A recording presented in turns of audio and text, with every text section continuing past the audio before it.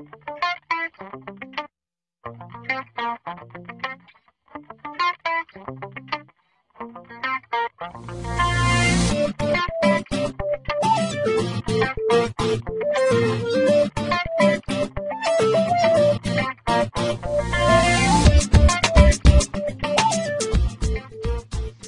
this is Joe Carapinha, Blue Crow Trading. The purpose of this video is to show you how traders are trapped during pullbacks after a major leg up. And so the time is, it's Tuesday, it's either 3rd of June, 6:24 p.m. It's post-market. I finished with my post-market assessment, and thought I'd record this video to show you how traders are trapped continuously. And this happens day in and day out. So today's action is the following. Let me zoom in a little so that I can show you what happened here. This is where the open took place, the cash market at 9:30. Pulled up, pull back after this leg down, and then moved down. In other videos that I've produced and put out there, I've discussed how market sentiment has a role to play in trapping short traders. Here, after a major leg down overnight, a pullback, and then another low that is created. This is a trap here for short traders. What happens subsequent to this is there's a major leg up.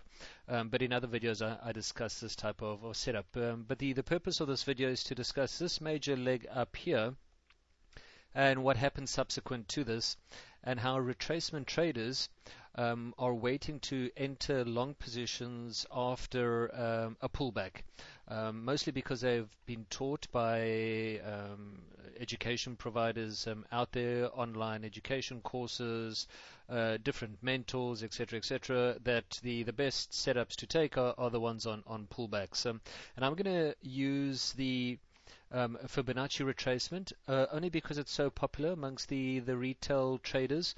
I don't use it in the conventional way. I like looking at it during the day, but I'm not entering trades based on the different Fibonacci levels. I like to see where traders are being trapped based on the Fibonacci retracement, and where pullback traders are jumping into trades. So that's the Fibonacci levels based on this low over here extended into the top, which is this new high that was created. That new high breached this previous high and also breached that previous high by a single tick. And if you were a pullback trader, then each of these levels would be expected levels of a pullback in order to continue with the trend. So let's see what happened at each of these levels. A new high was created. You would have added your Fibonacci levels at that stage. The first pullback that came would have been here at the 23.6. So a pullback, we had a bull bar that was created, and again I use 9 range tick bar charts, mostly because I just prefer how they extract time and how data is presented. So there's a pullback that takes place. You can bet your bottom dollar that there are many traders entering here at the 23.6. When you see this bull bar, that convinces him further that the trend is going to continue and possibly breach this high over there. Let's see what happens subsequent to that. Another convincing bull bar. This is also a visual stimulus for many folks that didn't enter around this level over here to then continue buying into this pullback, thinking that high is going to be breached over there. And it doesn't quite do that, turns around. So many folks that have entered over here are still breathing okay. They're still happy with their trade, thinking that it's going to be breaching that high, and let's just edge a little bit forward.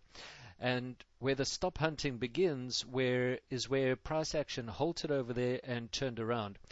And now what's happening is the stops that are sitting just underneath here, and let me just zoom in a little bit more.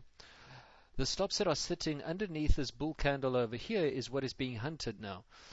Because we know that pullback traders, based on their education courses that they've been through, they are being diligent in placing their stops just below the previous swing, which is that point over there.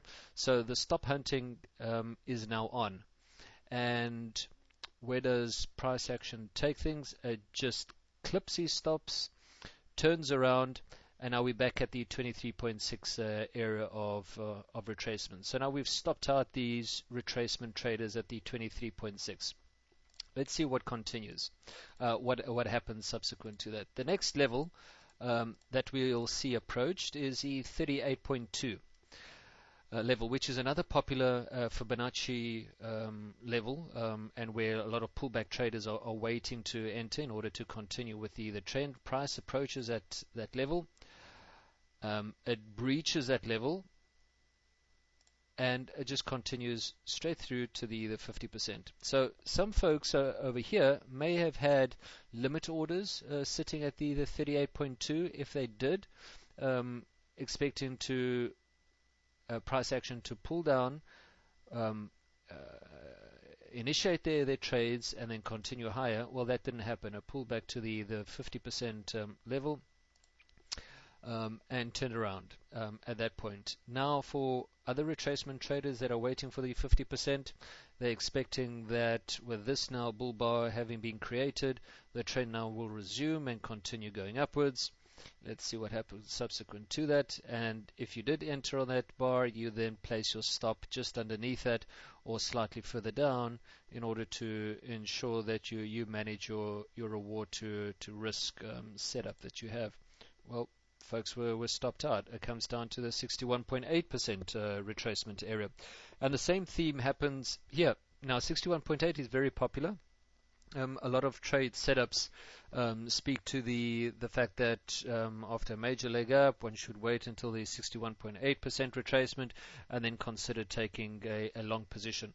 Well, price came down to that level.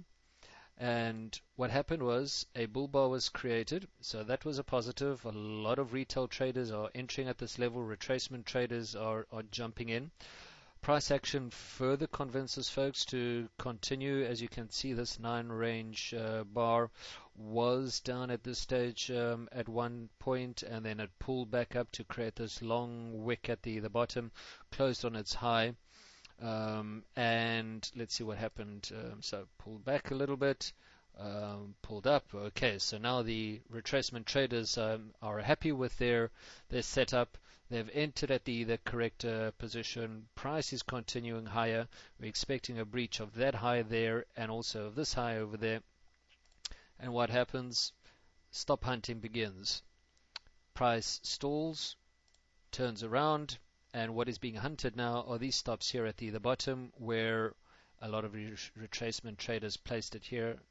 And what happens subsequent to that? It just clips it by a few ticks, and all of these folks that entered here in the pullback are now stopped out. So this is the process of hunting stops at each of these Fibonacci retracement levels.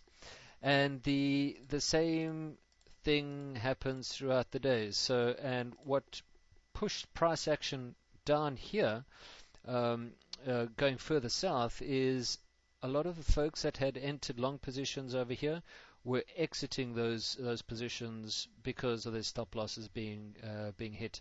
Price comes down to the 76.4, breaches it.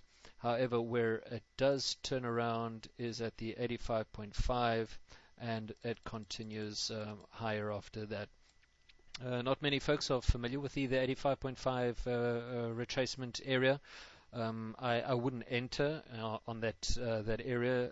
It's not a standard setting on Fibonacci retracement levels, and the way that is calculated is taking the Fibonacci sequence and dividing a number 4 spots away in the sequence. So For instance, if you have the numbers 1, 1, 2, 3, 5, and 8, you're taking the number 1 divided by 8, and then taking the number 2 divided by 13, etc., along the entire Fibonacci sequence until you get your Fibonacci number. So one of them would be 14.5, the other one would be 85.5. So those are two additional Fibonacci areas that you may want to look at.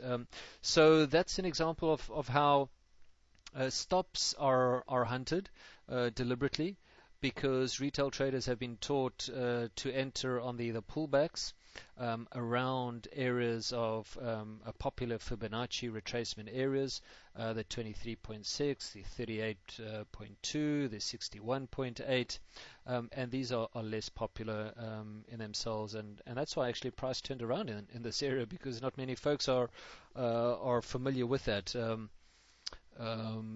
So yeah, that's the example.